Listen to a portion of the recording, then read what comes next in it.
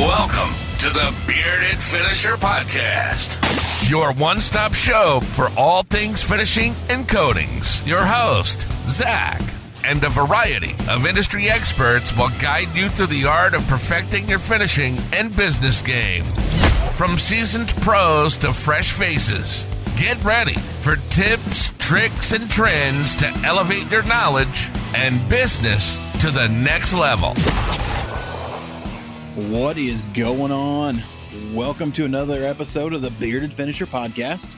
Today's episode, as everyone can see, we have got the one, the only, Mr. Chade Turner. What's going on, brother?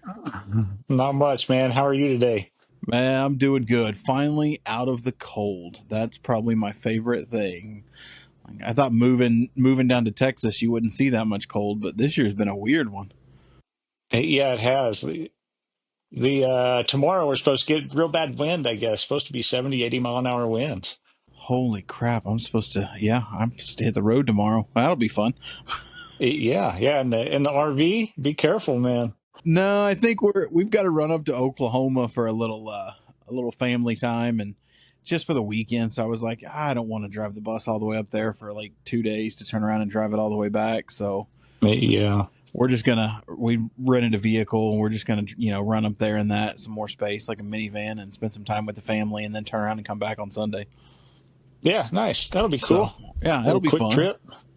So for those of you that don't know, Mr. Chade Turner, he has been around for quite some time.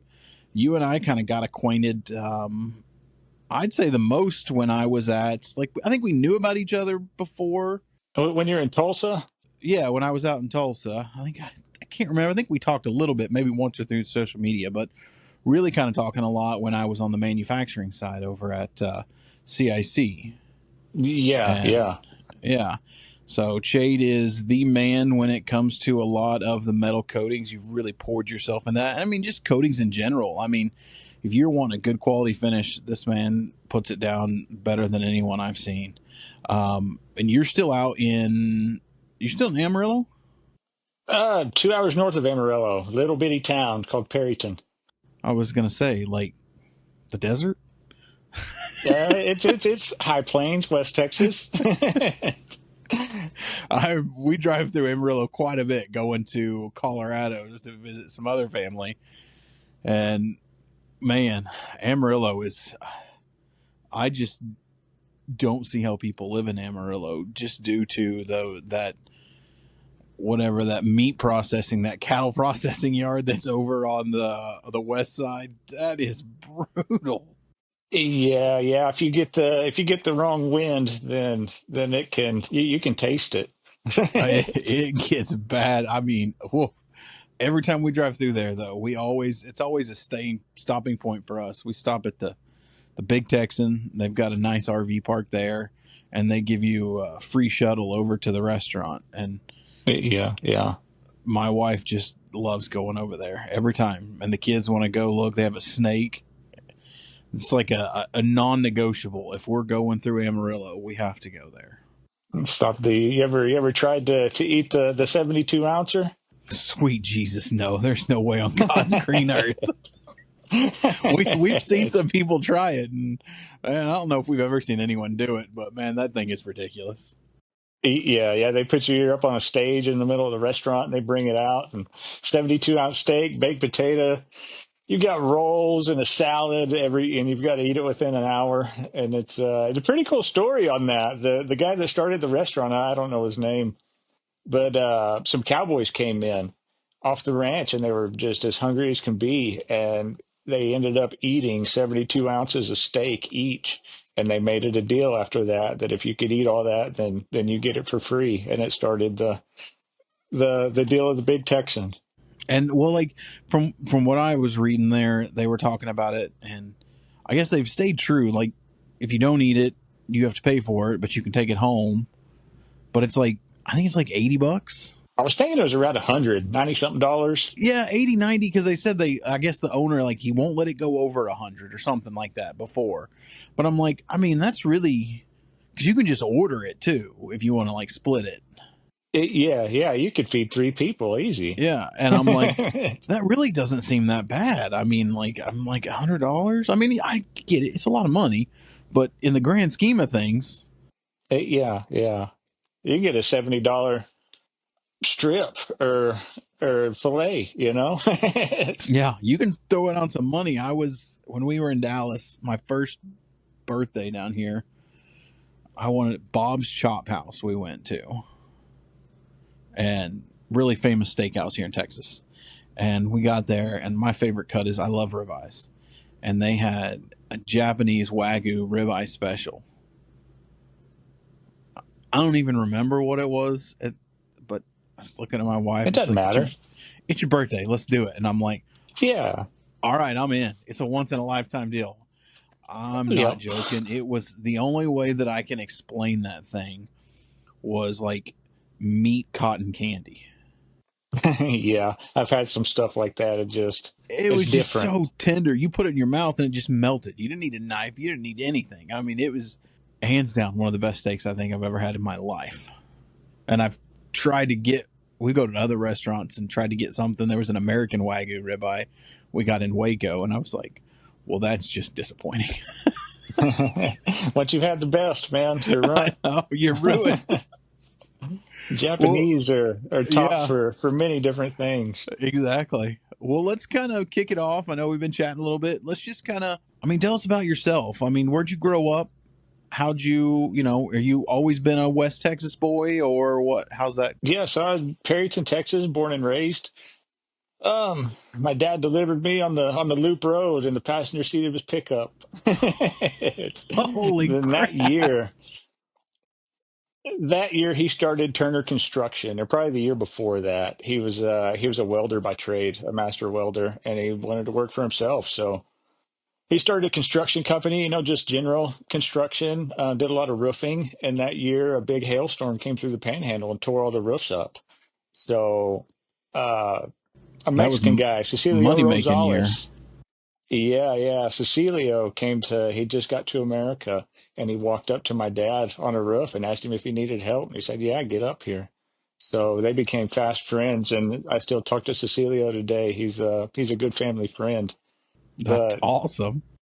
yeah, they roofed that house and the woman asked him if he could paint the trim when they got done roofing it. And he said, I painted that trim and I never roofed another house in my life. But yeah, he kept getting the roofing jobs, of course, and he'd sub them all out to Cecilio, and my dad started Turner Painting. That is awesome. So, how old were you when you first started jumping in to help dad? Um, he was taking me on jobs my whole life. Cecilio, my dad had a dump truck and everything. Cecilio would run down the highway to the dump, with a truck full of shingles, and I'd be at the front door, 3 years old, and he'd pull in and pick me up and take me to go to the junkyard and drop those shingles, and he'd take me back to the job site, and I'd hang out with him and stuff. I guess it was hell trying to keep me off the ladder and off the roof. So we had a bucket of nails. I always remember this. He always had a coffee can full of nails and a hammer and a 2x4, and he'd give me that, and I sit under a tree all day just hammering those nails into a board. This was 4 years old. Yeah, my son is 7 and he loves getting the screw gun and just putting screws and nails in the board. Hey, yep. If you can do that, or give a kid a knife, man, So Yes. that's how we were raised. I was raised on the job site, and I really started working when I was about 11 or 12, and I was working full time by the time I was 13. My Wow. dad was a wild man in his day, so I think he was always scared of that. And he'd pick me up from school every day, and I'd go to work until quitting time and full time summers, spring breaks, all that. So I've been working pretty much full time except for school since I was 13. So, did you ever have a point, junior high, high school, where you were like, I don't want to do this. I want to go do something else? I hated it my whole freaking life. It was miserable. I want to be chasing girls and smoking cigarettes. I didn't want to be painting. This sucks. And Yeah. I guess when I was about 16, I quit fighting him over it. There's got to be an easier way, man. We don't have to sand this whole freaking house 3 times. We don't have to do all of this. This is ridiculous. And when I was about 16, I finally realized, I don't know how it was, but he knows what he's talking about. And if he tells me to do something, I'm just going to do it that way and be done with it. And he'd always say, son, I do shit the hard way, but it works every time. Just do it like this, and I promise it'll work, and just keep going. I And mean, that's some pretty good advice. since then, it was all smooth sailing. Just do the work the right way once and go on to the next one. And it was easy after that. I like that. So then after 16, you graduated and just jumped in the family business, or did you go away to school? Well, I was playing music. I started playing music whenever I was about 14, and Okay. met up with some guys in Oklahoma. We were in a punk band, and I graduated high school a year early and moved to Oklahoma City with them, trying to play music, and I always had a job anywhere I went. I went to Oklahoma City and got a job the first day I was there with a painting company, and I was there for almost a year. And my wife and I have been together since we were 13, junior high Whoa. sweethearts, man. That's So she impressive, dude. graduated. Yeah, it's probably my most proud accomplishment, to be honest with you. That's a I damn good like one. it. It's a good deal. Yeah, yeah. But she graduated high school 2 years early, and I graduated 1 year early. So I was 17 when I moved to Oklahoma City, and she had graduated at the same time. She's a year younger than I am. So we got engaged and moved back, and I moved to Amarillo, and I joined another band by then, and I was touring. So I was gone all the time and painting whenever I was home, and got married. I was So 18. what instrument did you play? I played bass for the last band I was in. Played bass and guitar. Okay. So got married at 18. Got married at 18. She was 17. She was just a month or two shy of being 18. So did that, married young, no kids. We just love each other, Oh, that's awesome. What about got the fur kids running around? But yeah, they're outside. They're not going to be running around barking the whole time. So got Waylon and Jesse and Patsy Climb. That's pretty awesome. All right. So music, before we get into dig into the painting. So, what's your, do you still play? Very little. I pick old country tunes from time to time, but no, I don't. I don't play. So, but you said punk. Yeah, yeah, we were playing. I started out in punk bands and hardcore bands and stuff. That was our deal.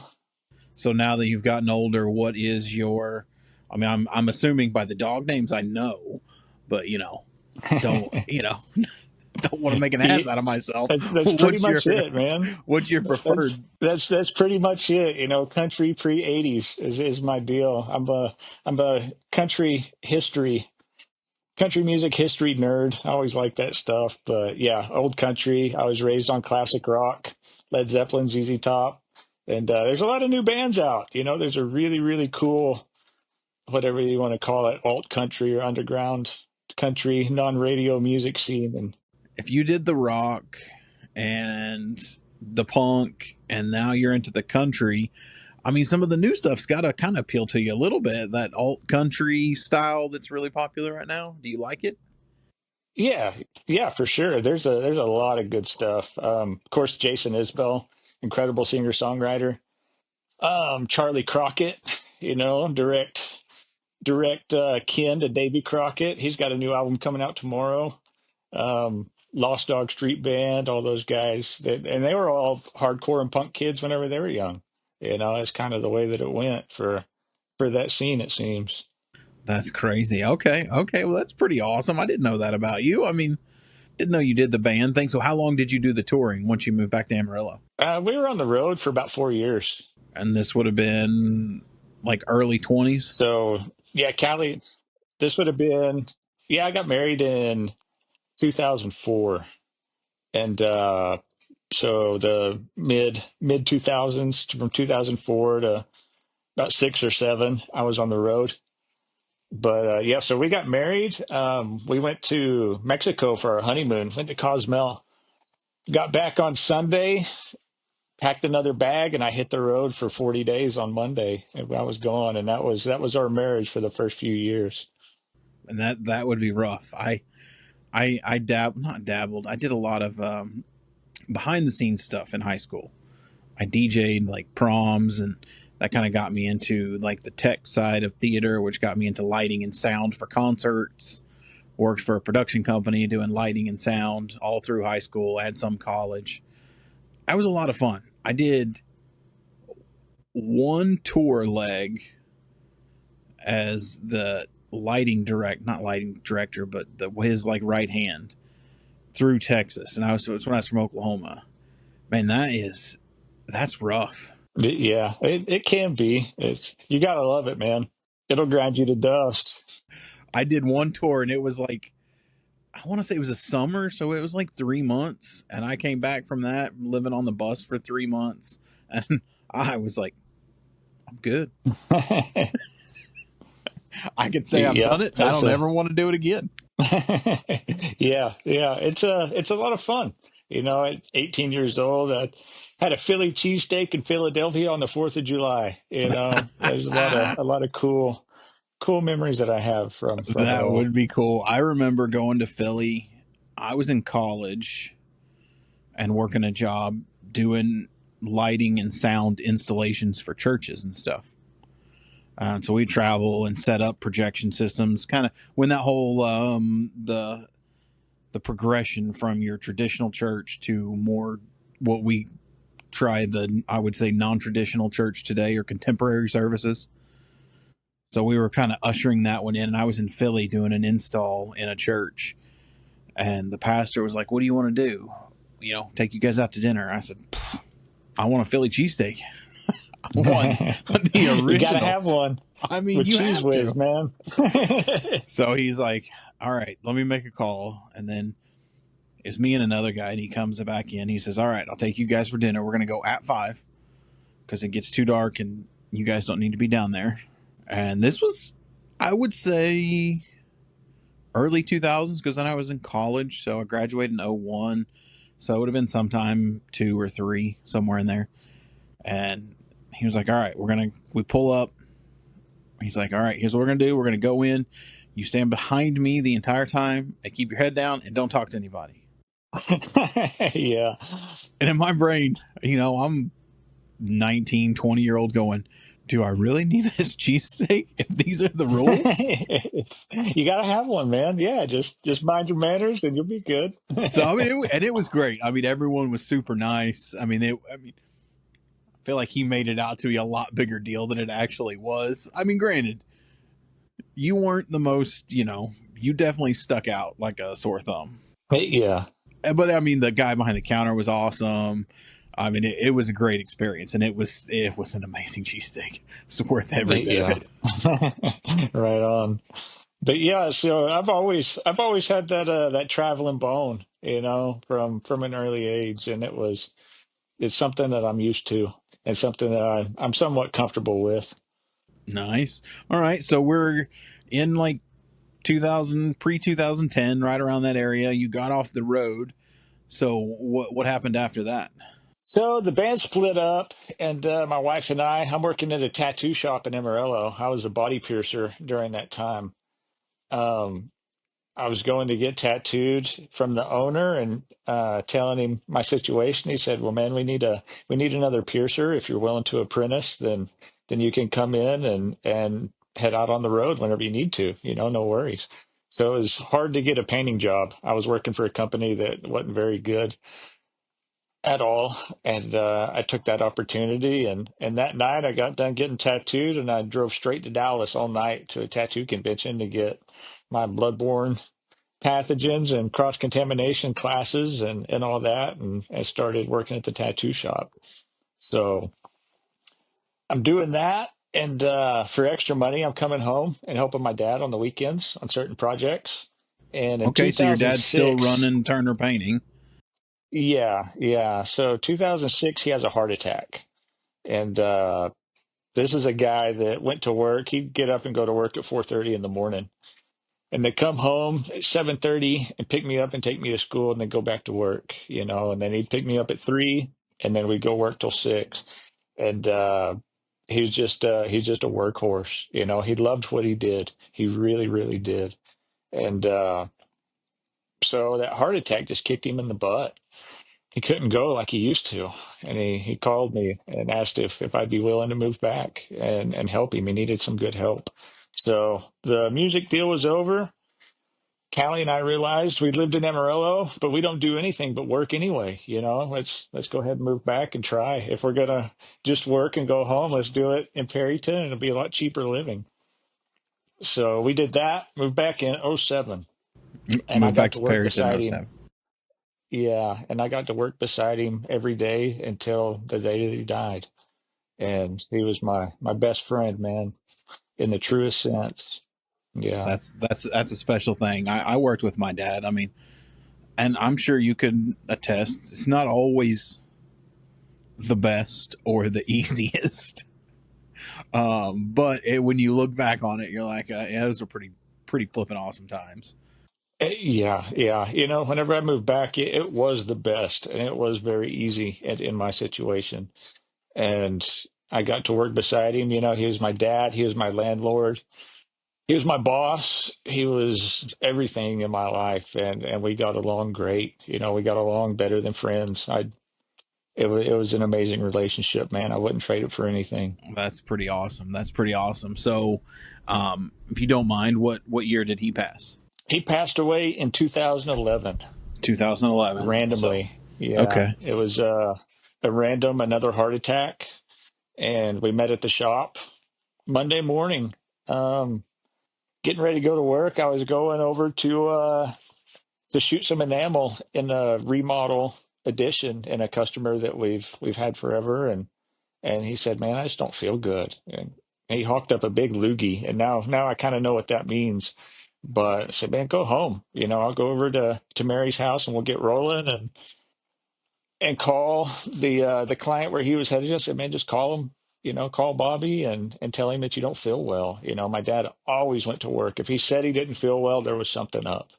And so he did, and he went home and he had a heart attack about an hour and a half later, and that was it. I mean, but sometimes, I mean, very similar situation. My dad worked all the time in the restaurant business. He grew up in the pizza business, ran pizza restaurants, worked for a company that sold them. But I mean, similar. I hadn't talked to him in a few days, and he was going um, raining one morning, go to get in his truck, and just had a stroke, and Hmm. just right there getting in his Yeah. truck. Neighbor found him, and I mean, I don't know. I'm mixed on that. You can say it was quick. They didn't have to suffer because I could. You know, but when you lose someone like that, it hurts no matter what. Yeah, and he was young. He was 58, and he had a lot of life to live. He had quit smoking whenever he had that first heart attack. He changed his diet. He did everything they told him to do.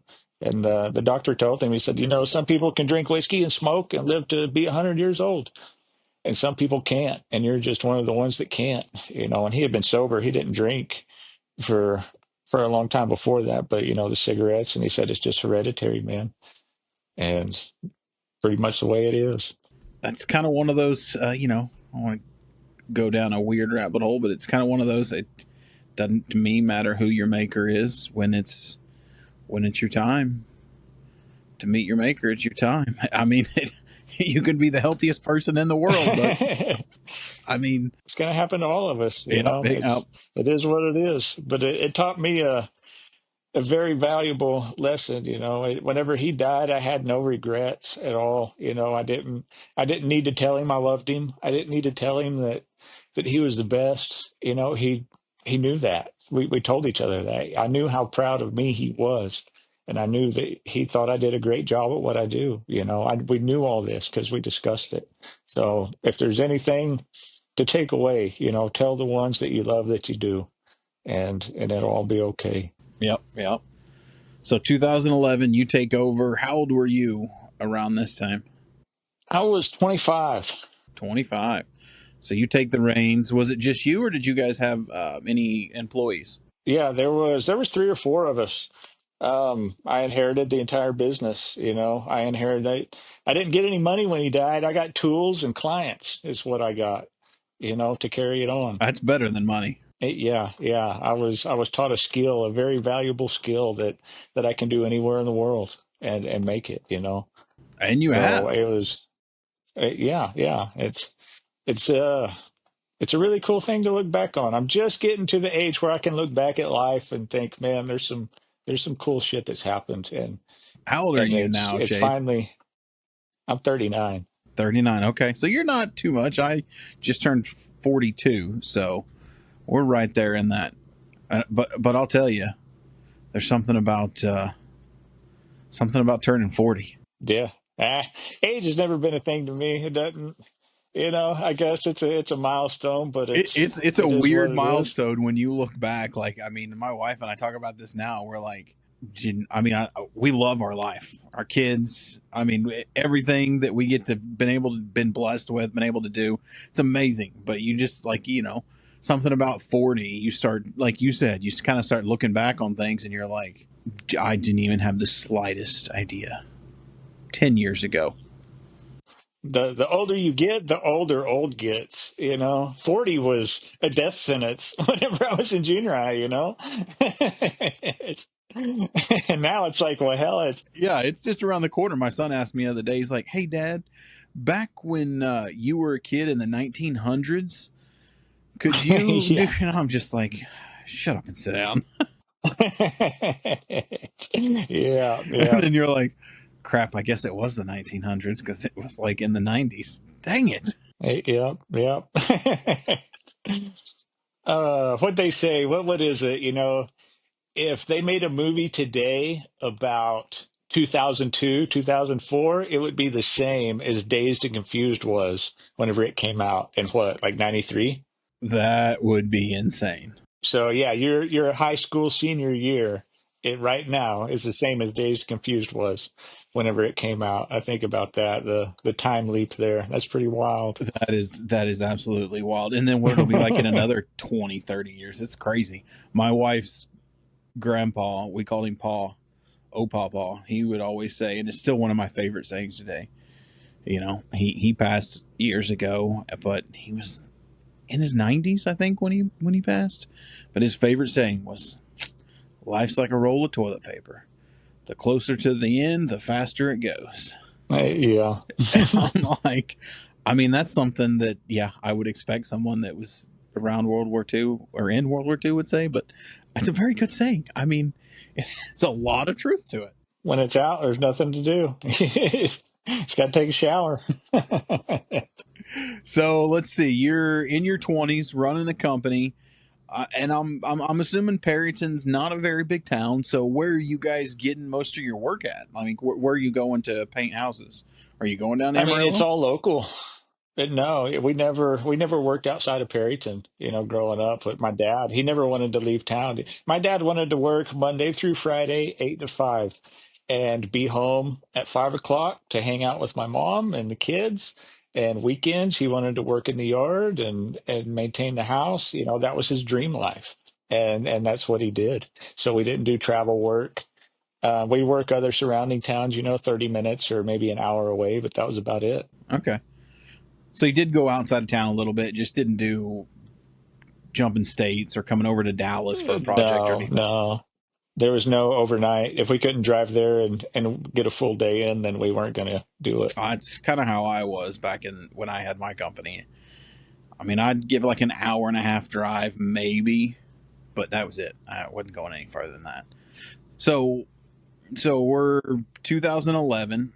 So we'll kind of running the company, just growing. I mean, how are you guys doing? Are you guys staying steady? We've, even through, the 2008 crash and all that, we've never been out of work. Always stayed steady here in town. We're the top company in Perryton. There's just a few other painters, and all of our clients. I'm still painting houses that I worked in whenever I was 10 years old, 12 years old. Those are still the clients that we service here locally. Isn't that great to have a client base? That was very similar. I mean, have that committed client base that just calls you and says, "Hey, we're going out of town for the weekend. Come paint the house. We need this done and this done. You just go do it. Yeah, I mean they drop off the garage remote or the key, and we work while they're gone. We do a lot of vacation jobs that way. But yeah, it's a small town in all sense. You know, whenever I say small town, I don't mean it's a suburb. I don't mean it's Flower Mound or anything like that. I mean that we're 2 hours of highway driving to Amarillo, and that's our closest city if you want to go to Home Depot or something. So it's not, we are in the middle of nowhere. So how many people? What's the population in Perryton? About 8,000. 8,000. Okay. Wow, that is a small town. I mean, that to me, after living in Dallas, that sounds absolutely phenomenal. You know, I couldn't wait to get out of this town whenever I was a kid. And every kid in high school is the same way, you know. Yes, There's we are. nothing to do here. But man, when we move back, it's the easiest life. You know, you get anywhere in town in 5 minutes. There's no traffic. You know, my banker's the president of the bank. I've known him my whole life. You know, I know the mayor. You know, it's this true small town West Texas life, and That just it's sounds amazing. amazing. All the retired guys go to the coffee shop or the donut shop in the morning and hang out. I mean, I'm ready to do that. I'm like, I'm in. Let's go do that every Yeah, morning. yeah, yeah. My dad never left the grocery store without a couple of jobs. You know, him and my mother would go to the grocery store every Sunday and just go do their thing, and he'd walk out with a couple Ah, people that he needed to call next week. You know. that's a salesman right there. That's genius. Yeah, go get customers. So, how did that parlay into your social media? Because you got really popular. I mean, you still are extremely popular on social media. Um, how did that come about? So that was so there's a time period in there that's pretty fuzzy. So yeah, from the age of 27, 28, I would say, you know, I had a bad drinking problem I developed through the years from, you know, for whatever reason. And you know, we can get into it, I guess. You know, I felt like the weight of the world was on me. I was given this company. My dad was gone. All my siblings, my little brother, he was actually 12 years old when my dad died. That's a lot of pressure. A lot, you know, and I felt like the weight of the world was on me, and I had to perform. I had to be Fred Turner. Every day whenever I woke up, I had to go out there and be Fred. The customers wanted Fred. My mom needed Fred. My little brother needed Fred, and I had to be that. And every day that I walked out to try to do that, I was a failure. You know, I failed I every can single relate. Yeah. day. And it took a toll, and I really think that that's what it was. And I went downhill. And for the last couple of years of my drinking career, I didn't work at all, you know. And my wife tried to run the business. There was still had a few employees doing exteriors and stuff, and I just dipped out of life, period. You know, and I was a really bad alcoholic and almost died. You know, I went to the hospital twice in a year.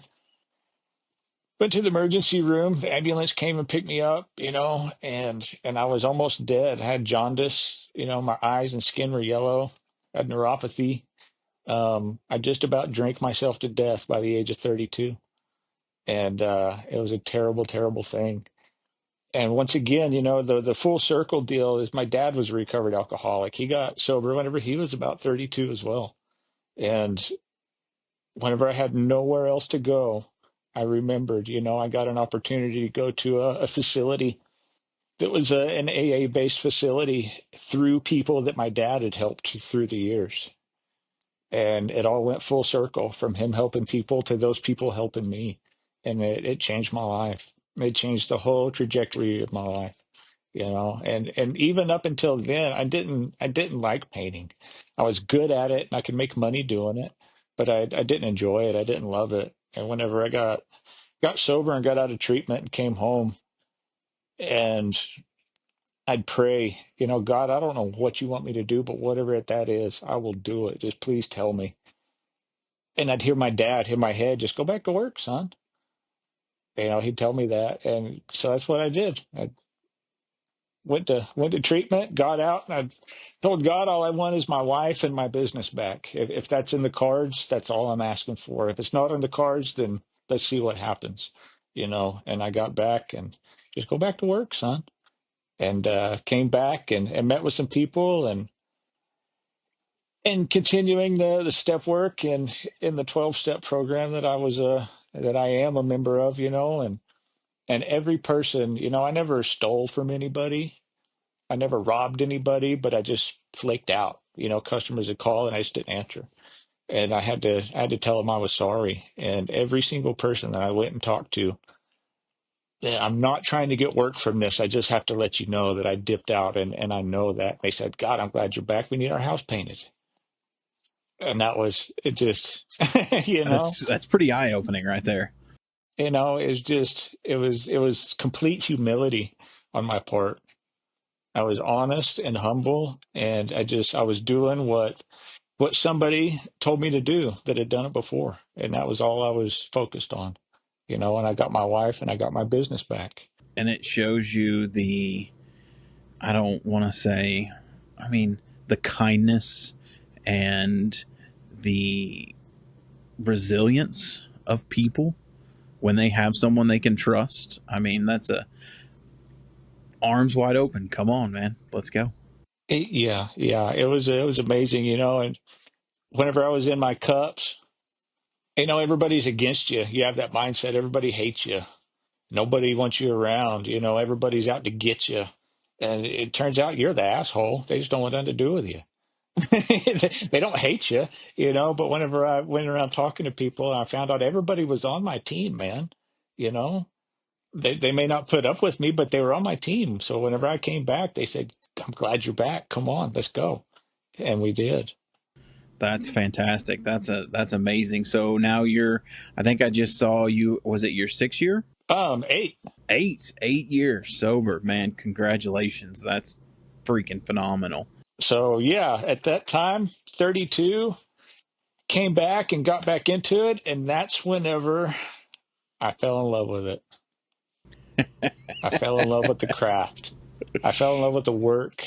I fell in love with the grind, and that's whenever my whole life changed. Whenever I no longer struggled, I enjoyed sanding. I enjoyed puttying holes. I enjoyed caulking, and the end product is awesome, but I fell in love with the process because I was so freaking grateful. I didn't have to go change oil at I didn't have to go get a job at the grocery store. I had a skill set that I had honed over years and that was gifted to me, through my dad, through my hero. And I had a skill set and I was so grateful to come back and get to work. And that's whenever everything changed. That's awesome. So that was 32, so you're That was 2017. yeah, 2017. So that was, that's about the time when the internet kind of started picking up and you just kind of took to it and I mean the whole painting community just I mean they jumped in there right behind you. Yeah, yeah. And I was nowhere near the first of the line on that deal. I had no idea. I was cruising YouTube one day and it was the Idaho Painter popped up on my feed and I thought, "What? This guy's painting houses on YouTube?" And I looked at his following and all the videos he had and I was like, "Holy cow." And I found that side of it. I was like, "Man." So then I go to Instagram and start searching, and sure enough, there's all kinds of finishers and stuff on there. And I jumped in and talking to people, and that's whenever that took off for social media. And I never used my personal account anymore. It was on motorcycles and drinking whiskey. And Yeah. I, I started the Turner painting account and went off from there. I don't even know that I could log into my personal social media account anymore. I don't know what the password is. Yeah, it's Well, so that kind of segued into, we've got the finishing on the clean and sober, narrow path. Love it. I mean, I get it. I was in there a little bit, not crazy into it. Then went to the manufacturing side. How did you get involved with? I mean, I will, Mr. Pioneer on these liquid metal coatings. I mean, you I mean, you jumped in feet first. I mean, how did you even hear about him? Well, I guess pretty much my first travel job. It was a client from here in Perryton, and they have a house down in Dallas. They had bought their, all my clients, their kids are having kids, and they live in Amarillo or Dallas or something. So they're retiring and buying a home in that area to be with the grandkids and all that stuff. So they asked if we'd go down and paint this house they just bought, and we go do that. And I'm sitting in a hotel room in Weatherford, Texas, and see fine paints of Europe. And I'd always wondered, who painted Jeff Bezos' house? Who painted Bill Gates' house? Who painted the White House? Who are these guys? And I run across fine paints, and it was just another level. And that was at the beginning of the gloss. Of course, it's been around forever. But as far as social media and everything that I've learned has been through social media. All the people that I've met, all the avenues that I've taken has been through social media. Well, I see fine paints and I see gloss like I've never seen it before. And I start researching that. And I have friends that are using it. And I look up a guy named Adam Fox. Somebody tells me to hit him up. He lives in Dallas, the only master certified FPE painter in the state of Texas. And he doesn't answer his phone. I'm like, whatever. And he calls me back 3 days later. He says, "Hey, man, sorry, I'm in Charleston right now doing a gloss front door for somebody. I'll be back in town then, and I'd love to meet up. Let's chat." And I was like, "Well, man, I'm going home tomorrow back to Perryton, but let's keep this going." So we talk a little bit, and he calls me. Um, been It would have been the fall of 2020. He calls me and says, "Hey, I'm at this shop, and we're bringing in this company for a certification. It's called Liquid Metal, Vero Metal. Come down. You really need to be a part of this. It's something big." It's like, okay, whatever. I'd never heard of it before. Didn't know anything about it, and it was one of the first classes in the U.S. It wasn't the first one. That was over on the East Coast, but so I take the chance, pay my due, and head down to Dallas for that class, and it blew my mind. I went with Adam to check out some projects that they were working on, and it was stuff I'd never seen before, mansions, all crazy, crazy stuff. He was polishing out, I don't know how many there were, these Macassar ebony panels that they were doing in polyester gloss, and they were shooting those and polishing. I'd never seen that before. This is all new to me. I'm just a country bumpkin from the West Texas Panhandle, but I knew it was different. It was Yeah. stuff I'd seen in pictures, and I wanted to do that, and that's whenever everything changed. And took the class. Robert Chicky was there. Robert Beckers and Frank from the Netherlands, the co-owners of Vero Metal, they were there. Um, Fell in love with it, and Adam was a big part of that and getting me into it. And Robert and I became fast friends as well. I ordered a bunch of product after the class, and then of course COVID hit that year. That was right before anything happened. January of 2020 is whenever I took that class. So that first year, Three I months probably later. spent $10,000 of buying Vero and playing and messing with it in the shop. Just seeing what it could do, seeing what I could do with it, practicing polishing. Every step of the liquid metal process is an entire rabbit hole in its own. From spraying to polishing to patina to clear coats, it could be its own industry. So it was something that really, that and fine paints of Europe. It was a new animal. I grew up shooting oil. If we did painted trim in all these custom homes, it was oil, alkyd enamel. I remember, yeah, my father in law mentored me. He'd been in it for 30, 40 years. And he saw some of this. He'd long said water base will never be what it is. He was an old school satin and pervo, probably about like your dad, satin and pervo. That's just what you use. Cut it a little bit of penetrol, and we'd brush it for days. Exactly. That's Yep. it. Yep. Oh Don't let man, that but brush hit the bottom of that can, son. yep. And then I think just over the years and how much better it's gotten. But I remember it was probably around COVID too, and same thing. Stumbled on social media. I mean, I stumbled on Jeremiah over in Orlando. No, not Orlando, Northern Florida. He's in Jacksonville or something, I Jacksonville. think. Yeah. So I stumbled on him and Inno Metals, and I ordered some and played with it. And I mean, it's another monster. Like the class, I've not gotten Robert to, I've been up there to see him, but I haven't actually done a class, and I think I'd like to at some point, just because now we geek out over paint. But Yeah, let's make it happen. it's different. Like messing with that Inno Metals, I can't. I mean, I don't have that phone anymore, but I mean, I can't even think about how many texts I'm texting to Jeremiah. Like, it's doing this. What the hell is this? It looks like this off of the gun, like this and that, and I'm just like. And then you start cutting it. We did gloss, but then you start getting the pads out and starting to bring the polish up, and it's pitting, and oh my god, it's crazy. But once you get it, oh my gosh.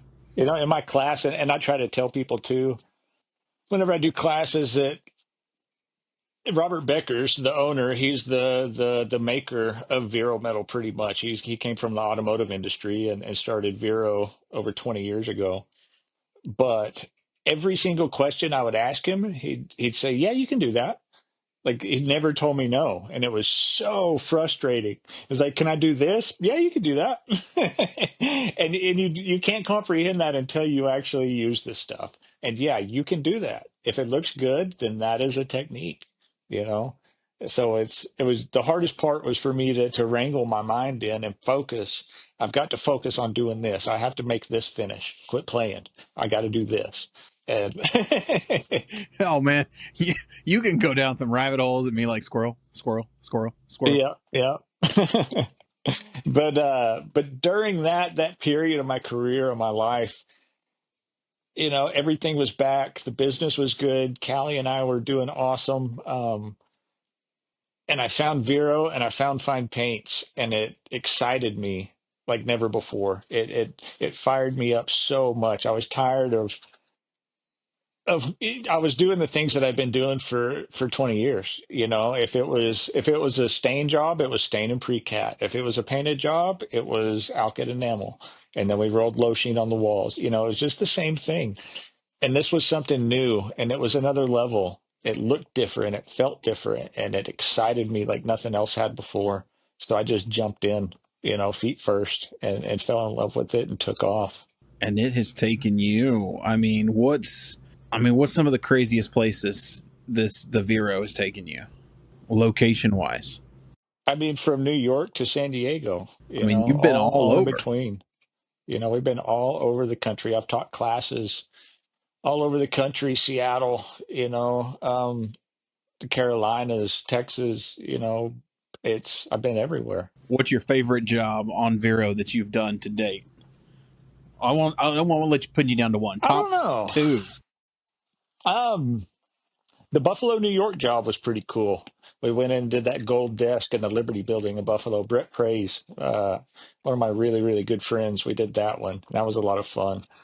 Um, and of course, the Denver job that we did last year in Cherry Hills. I built the whole team and brought in 8 different people on cycles. We were there for Wow. 6 weeks doing that project. That was pretty wild.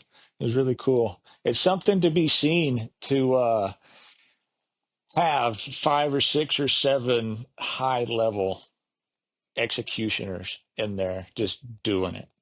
It's like a symphony, man. Oh, I can And imagine. somebody's got to sand, somebody's got to vacuum. Everybody has a place, no matter what level you're at. Somebody's got to clean the floor, and that's understood. Yeah, you get to that level to where, I could see that as running a business and having 8, 10, 12 guys, you know, at that level, There's as there's no egos at that point. exactly There uh, can't be, or it's not going to yes, work. exactly. I know Robert says that the level that stuff is on, it's not your normal painting level, but it reminds me of a quote that I saw the other day that said, you know, at the bottom, everyone's competing against each other. At the top, everyone's collaborating. Yeah, yeah, it's collaboration, not competition. I've got to tell this guy that is an amazing fine paints oil gloss applicator that he has to vacuum the floor for me, and I'm taking the trash out while they're dusting it's all everybody, we're working together. It's And true it's all teamwork. nothing but yes, sir, you got it. I mean, the respect at that level. Everybody respected everybody, and there was no hurt feelings, and if and it is it's an adventure trying to delegate a team of 7 or 8 high level individuals. Of course, there's a little bit of drama sometimes to be expected, but having those friends and having that relationship with those people, at the end of the day, it's all respect, and we got the job done, and it was an amazing outcome. It was really, really cool. You just recently got to go over and visit headquarters, right? Is that your first time going over there? Yep, never been overseas. I've been everywhere in the lower 48, but yeah, we flew to England, landed in London, and spent a couple days there visiting some people, and then went up to Amsterdam, spent a couple days there seeing people and seeing some things. Then we drove up to Landgraf, or down, whatever it is, and that's where headquarters is. Vero Metal International is based out of Landgraf, Netherlands. So we went there and had an amazing meeting with all those guys. And it's a small company. It's not a huge production manufacturing facility. It's the real deal. It was really, really cool to go over there. I never would have thought painting took me to Europe. Painting has taken me to New York City and California and Seattle and everywhere in between. And it's half the painting and the skill, and the other half is, I think it's your passion that shows through. I mean, Yeah, yeah. It's not having the best person, it's having the right person. I like that. And the Yep. best doesn't mean the best skill set. You got to be cool, man. That's the number one thing to be on my team. I've got to like you. We've got to get along, and you've got to be cool. You can be the best applicator in the world, but if you're an asshole, I don't want you on my team. I mean, who wants to work with an asshole? A lot of people, apparently. I was just about to say there's a lot of them out there, but they usually stay in the corporate world. You guys have fun over there. Yeah, but no, to get along and do what I don't do friction. I don't do drama. I don't do that. I don't want it in my life, and I will not accept it in my life. So the people that I surround myself with, they are friends, and I just happen to be lucky enough to have a lot of high level executioners as friends. And it's been a really cool journey. That's pretty cool. What about here of lately? Are you working on any cool projects, or anything surprising coming up? Um, no, I've got some new houses, a lot of new stuff going on in Amarillo this year. There's a specific builder that I do a lot of work for, and he's got some nice big customs coming up. Last year we did a custom for him in Amarillo. I brought on Carson out of Alabama. Brett came down for it. I've had Marcello out of San Antonio up to work. These guys I can call in. I just had Aaron up here to help me out for a couple weeks. So I planned on using my contacts on these big customs. Last year, that house, it got best. What do they call it? They don't call it a master suite anymore. They call it something else. But yeah, best in Amarillo for the Pareto homes. We got the best primary suite, I guess maybe is what it's Primary, called now. yes. Yeah. Okay. Yeah. Was that the stain project that you did a crap ton of? We did a lot of stain. All the cabinets were stain. I used CIC on the vanities, black base coat, and natural effect clear for matte black cabinets. Um, we did a bunch of Vero. I did a huge 7 feet by 20 feet living room fireplace and textured manganese. I did another textured manganese fireplace around in the master bedroom. We did the bronze island, some other accents around the house. I restored, or not really restored, but made workable 2 sets of pre-Civil War doors that they bought and used for the dining doors and the master bath doors. There was a lot of really cool things on that project. Man, that'll be a fun one coming up to see what they do next. Yeah, it was all FPE, Eurolux walls and ceilings, CIC for stain, and Vero. Man, I remember I did it wasn't it? I think it was an oak vanity that I did, and the guy didn't want stain, but he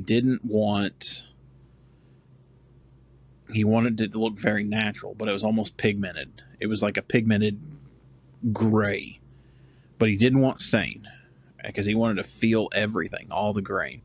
So I took Circa's natural effect and put some of their FPU colorants in there, it was solvent based, and just got enough where it was color, but it was the natural effect kind of. And man, that was probably one of my favorite vanities because you had that fully opaque, but it was like the wood was fully penetrated with the color because you could still feel everything. You could feel the rawness of the wood, but it was completely opaque. That was a fun finish. Yeah, yeah, those natural effects are cool. The matte finish and it's such a close, such a tight coating that it's a really cool effect. Yeah, it's a lot of fun. I want to do one, and I don't know I don't know if even if it would work. I think it would be cool to do one of those natural effects over a Vero. Have you done that? No, I've done some matte clears over it, and it looks really it's a different look. I wonder if it would still patina. You do that before? Well, I meant like because if you don't, right? Because if correct me if I'm wrong, but if you don't clear coat, like let's just say the gunmetal or whatever, the magnesium, if you don't clear coat it, it will patina over time because It's going to oxidize. it's going Yeah. to oxidize. So I wonder if you put the natural effect over the top of it because most of the natural effects, it's like a half film form, half penetrating product.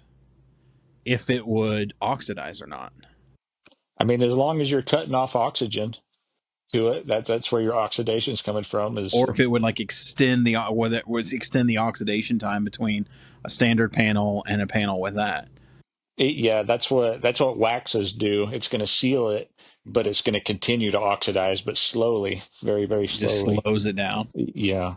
I don't know why that stuff is just fascinating to me. I just You, just you you can do that too. you can do Yeah. that. Oh, I think that's one thing that I found interesting from my time on the manufacturing side is talking to because I got to know a lot of the manufacturers, even the European guys, those guys that are manufacturing coatings over there. We would talk, but the difference between European manufacturers and American manufacturers is I think a lot of them are like that. Like, oh yeah, I think you can do that. Yeah, you should do that. You go outside of TDS on an American coating, and they're just like, nope. And I see that across the board of the hustle culture in America. If you're not grinding and making money, then what are you doing? Where those guys, they don't have that same mentality. They like to play a little bit like I do, and yeah, sure, let's try it. Let's see what happens. And the all the coolest things I've ever done were accidents. I was trying to fix something and I didn't get it fixed, but this thing happened. Okay, I'm going to Yep. shelf that idea because that was awesome.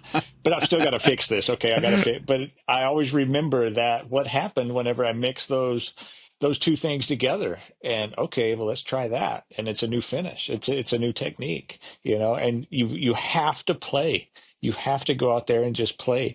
And if you don't love what you do, you're not going to play. If you don't enjoy it, then you won't experiment. I just did an episode, and I think it came out. It was out this week. I don't know if you caught it yet. A guy named Jamie. He has a company called Dealing in Design. They do furniture restoration. He's in Australia. Had a ton of fun with him. I mean, if you just want to laugh your ass off for an hour, He is so damn funny. He's hilarious. But he talks about the culture difference between America and even Australia, and it was fascinating to me because he talks about. So he says, Jamie loves the Americans are very hustle. You know, hey man, I got this many jobs done.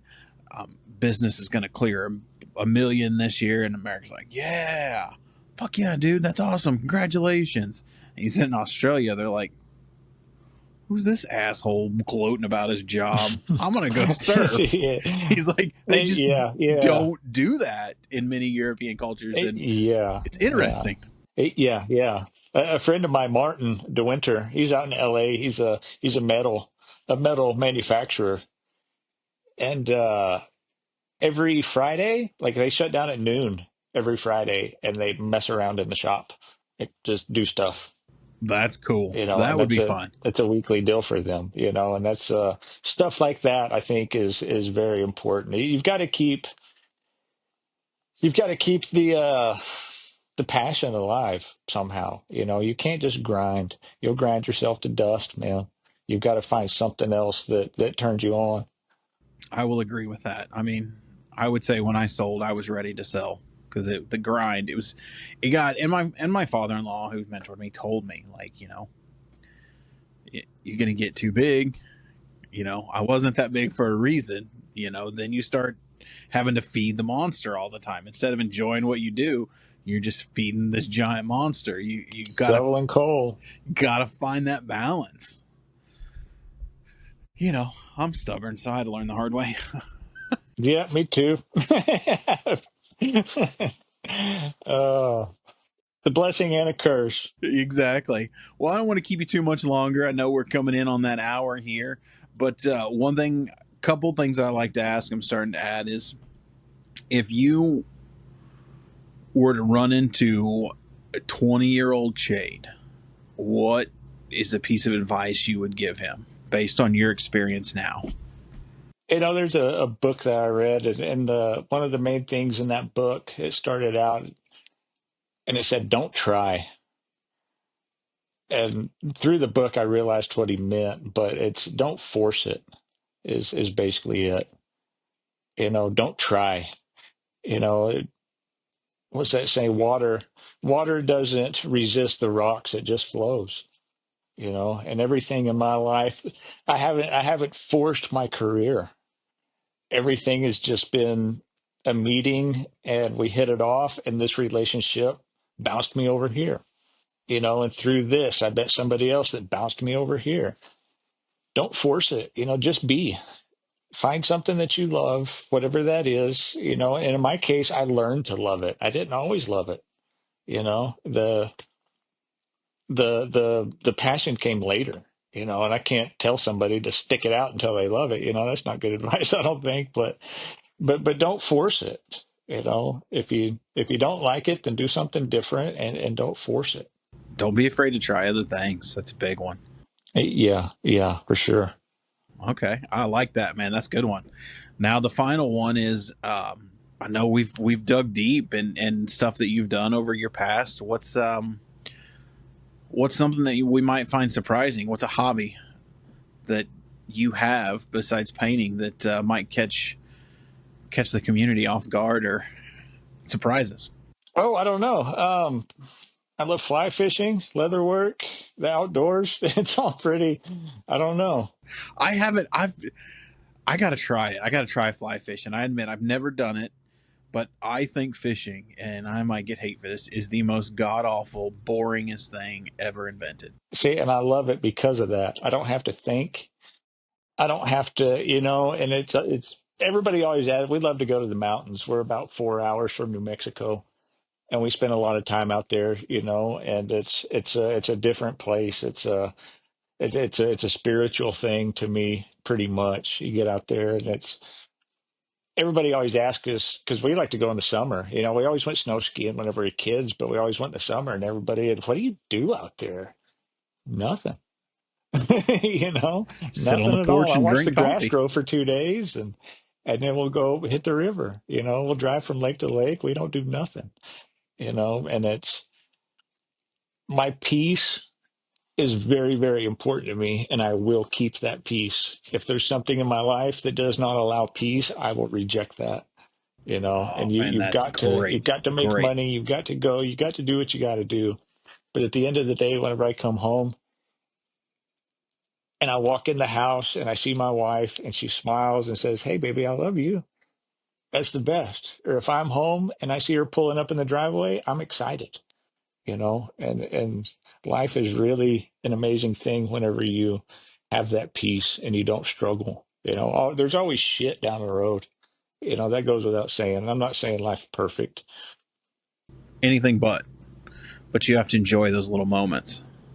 Yeah, I've found a peaceful place in my life, and it's priceless. There's nothing that I'd trade it for. That's awesome, man. Well, that is a phenomenal story. I love that advice. Find peace. That's good. Yeah. Yeah. Well, man, I don't want to keep you too much longer. We're getting close to Friday. I know you got to go and enjoy a little bit of wife time. But Right on. Chade, thank you for coming on, man. I know we've been trying to do it for a little bit. I'm glad we finally did. Next Yeah. time, what we need to do is get Robert next class. We need to do an in-person episode with everyone at the class. Yeah. Yeah. The next class is the end of May. End of May. Where's it at? That's at Roberts in St. Paul. Okay. I'll hit him up. He and I are supposed to have a talk next week, but maybe see about bringing the equipment up there and doing something. Yeah, I'll say something to him too, and see if we can't get something going for that one. I like it. I like it. All right. Well, thank you for coming on the podcast. I greatly appreciate your time. Excellent story. If you guys don't follow Chade, all of his social is going to be down there in the description of the show. Quit living under a rock. Give him a follow. Let him know that you love his work. And make sure you hit the like button. And we'll see you next week. Everybody have a good one. Chade, brother, have a good one, sir. And that's a wrap on this episode of the Bearded Finisher Podcast. We thank everyone for joining. Keep hustling, keep learning, and never settle for anything less than your best. Remember, the path to perfection is a journey, not a destination. Until next time.